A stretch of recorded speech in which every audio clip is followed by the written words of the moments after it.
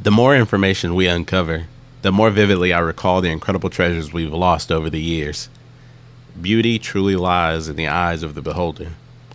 To be honest, if I had recall from the book, I'd probably use it to remember one last time what it was like to be a kid with an infinite imagination running free, going on adventures through space with my grandfather. For me, Exodus reignites my memories of a childhood dream and a promise, something that I hold dear. A thrilling adventure where I set sail on a rocket ship across the universe and stories that I could bring back to tell my grandfather. As we navigate the vast cosmos, surrounded by a shimmering sea of stars, our quest for remnant technology intensifies. With us being humanity's last hope, we were sired to stop the celestial technovirus known as the Rot. In the process, we are fighting against the different celestial groups within the star system, and the odds are at our back. Seemingly, your half-brother Gideon is a part of those odds and is at your back ready to take your life as one of your enemies. Where you were the promised child, he rose up and took the throne from you. The question is, what choice would you make in this inevitable clash? Would you stand and fight, rallying alongside your loved ones?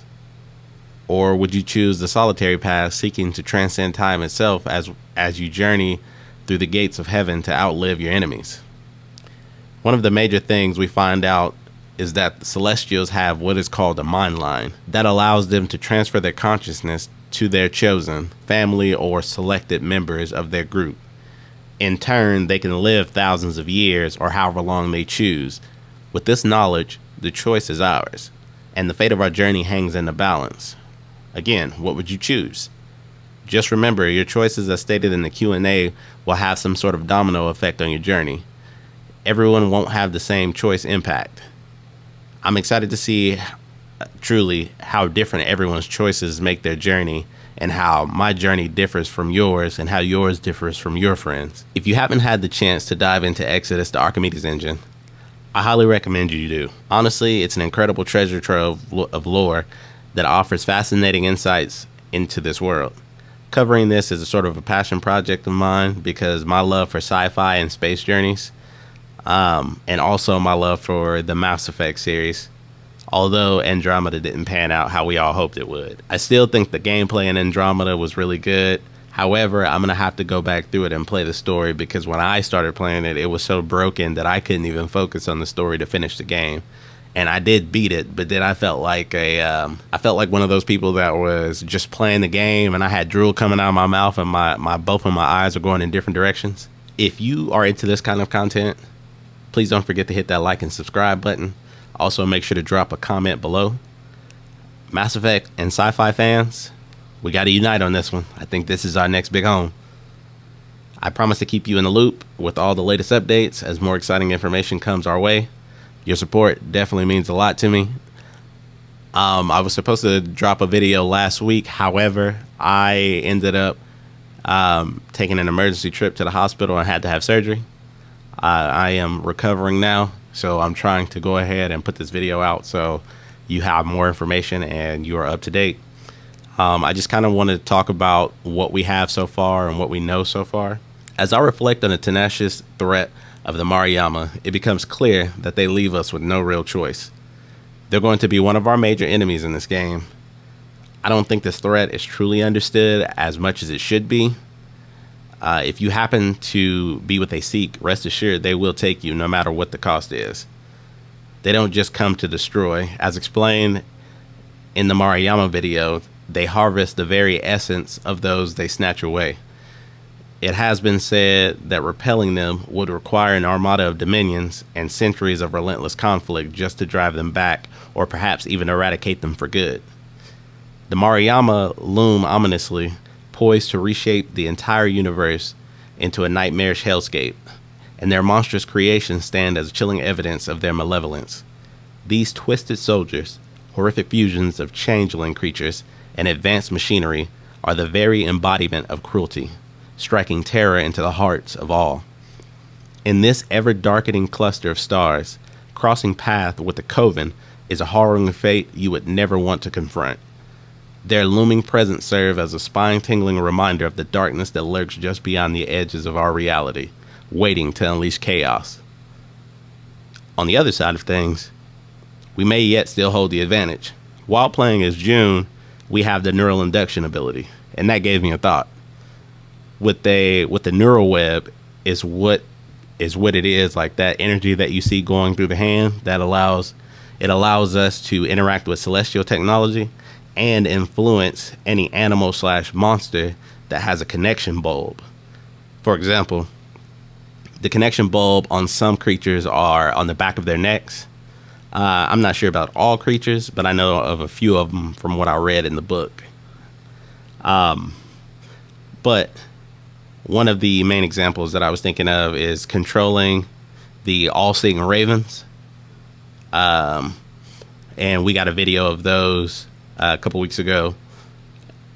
Like, we could control them and use them like we were playing like Assassin's Creed, and how they use all the birds to kind of fly around and to be able to see things at a distance. Like, I don't know, that thought just kind of crossed my mind, so I just thought I'd throw that there. Also, not that I would get close to a Koven, to any of the Koven, but if they have a connection bulb, we might be able to turn them against each other or turn them against the Mara Yama. Although, whenever we connect to them, looking at them as a monstrous beast as they are, the only thing we might see is rage, like we were looking at Doomsday from Superman, and it might actually end up getting us killed in the process. From the Archimedes Engine, we were introduced to Lifestone. In the book, it was used to build homes. In the game, it was stated that it's going to have a different usage. It looks like from the videos that we've seen so far, we're able to use our abilities to control it for attacking enemies and maybe reshaping pathways, like building bridges. Not entirely sure, but that is what it seems like it could be useful for. One of the biggest questions that I had as well was, will we get to meet travelers from the book Archimedes Engine? It was confirmed that we will indeed be able to meet Finn, the main character of the book. The intersecting lore of us being the chosen heir to Leiden and the savior of humanity, that and the heroic tales of other travelers crossing paths is probably one of the many reasons why I am more excited about this game. The biggest thing is, I know not everyone wants to be a hero, but remember, every villain believes that he's a hero in his own story. The lore of this game is very interesting already, and it's only going to increasingly get better with time. Supposedly there's another book in the works. I haven't done too much research, but I saw a couple of other creators talk about it, and if that's the case, I'm definitely buying that book too, because like I said, you definitely should read the first one, and I want to see what else happens with Finn in the story. Also Josiah and Ellie, and anyway, I don't want to ruin too much of the book. You just go check it out. Matthew McConaughey's acting from Interstellar is something that has me interested in this CC Orlev character that you hear in the voiceovers as well, like this right here. I am CC Orlev. Yesterday, today, and tomorrow. I feel like more information is on the way, and we're going to end up getting some videos around, if not before, the Secret Level Amazon series comes out. And then I definitely get a good feeling about the Game Awards and how we may get more actual gameplay, because so many people on their forums have been asking for gameplay, and they've given a lot of lore and tidbits here and there and answered a lot of questions, but gameplay is the one thing that we lack, and the only thing we got is I think it's like 26 to 30 seconds of it, maybe not even that long, in the original video that they dropped back during the announcement that Matthew McConaughey did. Anyway, I wanted to leave off here. The last bit of the video is going to go into the Archetype episodes that the studio is going to have, so you get an inside look as to what they're working on and questions that may be asked to the creators of the game. I hope you enjoy it. What? Today is the first day of our new series, Archetype Access. We wanted to give our fans and our founders access to some of the awesome people working right here at Archetype Entertainment. So starting today, I'm going to see if I can catch someone and get them to tell us what they do at Archetype. Chad. Hey, Divvy Sue. Hey. First, can you introduce yourself and tell us what you do here at Archetype Entertainment? I'm Chad Robertson. I'm the general manager at Archetype. In a nutshell, I oversee the operations and the budget and all the things that makes the studio run. But at the end of the day, the thing that matters the most is I make sure we've got great people that have all the tools and all the things they need to make a great game for our players. Can you tell me what you like best about being the general manager? At the end of the day, we've got amazing people here, and I think in my role, I get to interact with all of them, and that's really rewarding because I get to see both what they're doing and all the things they're doing to bring amazing stuff into the game. All right, now here comes the hard part. Is this a speed round? So I'm going to ask you 3 questions, and you only have 3 seconds to answer each one. Oh, Ready? okay. All right, first question. What's your favorite movie? Empire Strikes Back, but with a special bonus movie and no judgment.